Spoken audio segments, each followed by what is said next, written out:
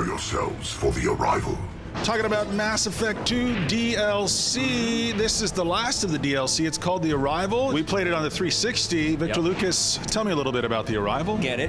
First of all, it's fantastic if you're a Mass Effect 2 fan. If you don't have Mass Effect 2, go out and get it. But The Arrival is great DLC. Again, it's one of these standalone type experiences, really alone. I don't want to spoil the story. Well, don't give too much away. Just give like the broad brushstrokes. Sure. This time you just play Shepard on a mission to save somebody, and then you get into a lot of firefights on this abandoned base station, and Shepard has to deal with some big moral choices and big moral dilemmas. You don't have to do this. Really, you just get to kill a lot of bad guys. And the loneliness that you're talking about is the fact that your crew members really aren't with you. No, you're on this mission alone. Yeah. And so where is everybody? Are they well, I think it's having a picnic? It's kind of a stealth mission. It's kind of something where we don't want to broadcast to the world that Shepard is going in under the radar. Roger that.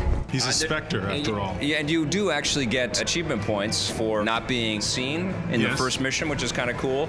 It's tough not to be seen, though, because the AI is very smart. There's no problem for me, and I'm assuming for you, no problem. I can't wait to see your VHS series. It's going to be awesome. How to Be Incredible at Mass Effect 2. Yeah. There's no time to waste. Let's also talk a little bit about going back to Mass Effect 2. Now, the game has been out for over a year on the 360 and PC. Still it just came out on the PS3. And the way that BioWare tells stories is still unparalleled. Yeah. I mean, it's not quite put the controller down and watch the game the way that you do with a Kojima game. Yeah. But there is an element of, interactive storytelling that's, of course, more interactive. So intelligent. Yeah. It's really refined, and BioWare has got years under its belt at really finessing and honing all that. But I think the real shock to Mass Effect 2, and I think it was a shock to the system of a lot of longtime BioWare fans, is how accessible and tactile the game feels. It's an action game.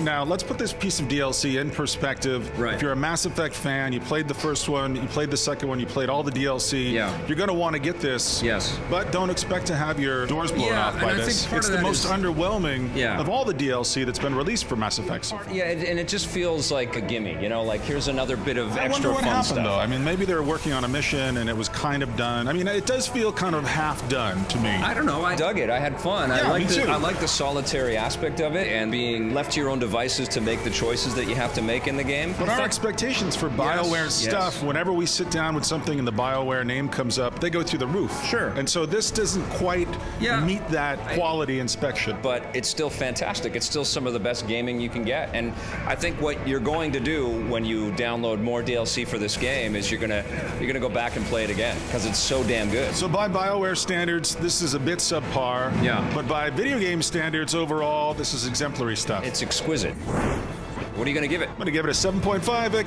Gets an 8.5 from me. There you go.